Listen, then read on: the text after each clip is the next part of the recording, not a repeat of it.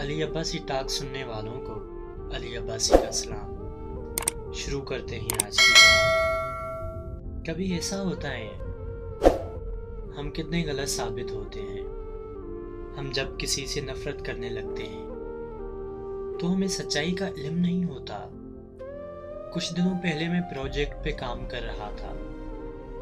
Manager साहिबा जो नई नई ट्रांसफर होके आई थी, खुश इखलाक और बहुत खामोश रहने वाली, मुझे कुछ पेपर साइन चाहिए थे। मैं उनके पास गया, सलाम किया। उन्होंने मेरे सलाम का जवाब ना दिया। मेरी तरफ देखकर फिर लैपटॉप पे मसरूफ हो गई। मुझे जैसे इग्नोर कर दिया हो। जूं कि मैं भी गवर्नमेंट ऑफिसर हूं, मेरी अना को ठेस पहुंची। मैं ऊंची आवाज में बोला, मुझे कुछ पेपर्स पे साइन कर दो। मैनेजर ने पेपर्स पकड़े और दस्तखत करके पेपर्स वापस थमा दिए। मेरे दिल में जो उनके लिए इज्जत थी वो कम हो चुकी थी। हम दोनों एक दूसरे के लिए अजनबी थे।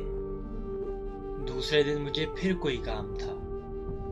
मैंने मैनेजर से बात शेयर की, लेकिन वो खामोश लैपटॉप पे मसरूफ रही, जैसे मेरी बात सुने ही ना हो। इस बार मेरे लिए नाकाबिले बर्दाश्त था। ऐसा 4-5 मर्तबा हुआ जो मेरी बात का जवाब ना दिया गया हो। मेरा ओहदा उनसे बड़ा था। मैं अपनी ऑफिस में जाकर बैठ गया। मुझे बुखार भी था। मेरे दिल में इस मैडम के लिए नफरत की आग भर गई। मैंने कितनी बातें की थी, लेकिन एक बात का भी जवाब देना गवारा नहीं किया। खुद को समझती क्या है? मैंने अपने ऑफिसर्स को मेल कर दिया, मुझे इस मैडम के साथ काम नहीं करना। इसको पहले तमीज सिखाई जाए। ये खुद को ना जाने क्या समझती है। या तो इसका ट्रांसफर कर दें या मेरा। ऑफिसर्स ने मुझे और मैडम को बुलवा लिया। मैडम खामोश थी। वो नहीं जानती थी ये सब क्या हो रहा है। मेरे पास आकर सलाम किया। वो शायद वजह जानना चाहती थी, लेकिन मैंने उसके सलाम का कोई जवाब नहीं दिया और अपनी कार में जाकर बैठ गया। मैडम मुस्कुराते हुए फिर मेरे पास आई। सर खैरियत है ना? मुझे हेड ऑफिस बुलवा लिया गया है।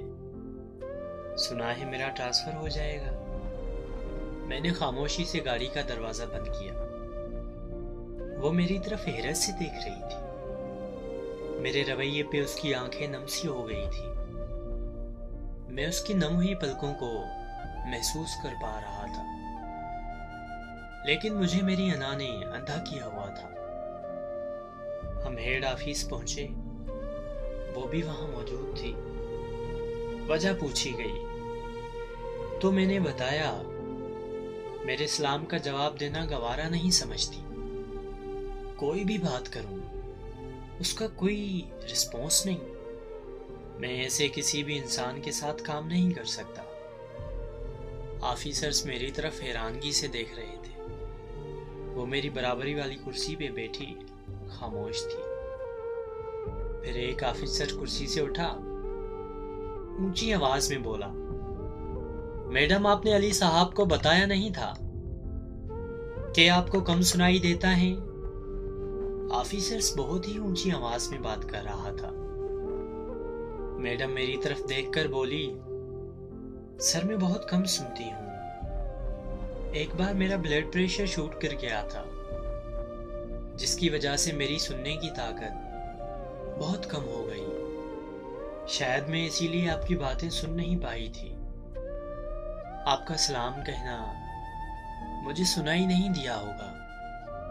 कांपती हुई आवाज में वो मुझे कह रही थी, और मेरे दिल में उसके लिए नफरत की आग मेरे लिए शर्मिंदगी में बदल गई थी। मैं खुद से ही जज बन गया था। बिना हकीकत जाने, बिना सच जाने मैंने नफरत की आग जला दी। मैं नजरें झुकाए बैठा था। कुछ लम्हे कबिल मेरी आवाज सख्त थी, अब नरम हो चुकी थी। मैंने सॉरी किया और अना के जानवर को हलाक कर दिया।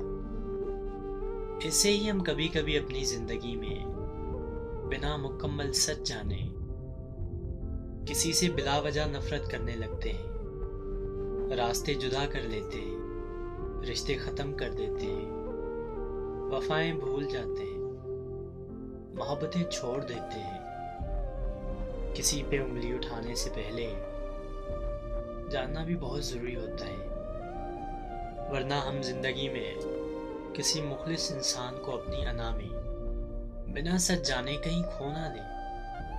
हर फैसले से पहले, हर जहर से पहले, हर गुरूर से पहले हकीकत क्या है ज़रूर जान लें, लेकिन वरना निदामत और पछतावे के सिवा जिंदगी भर कुछ हासिल ना होगा।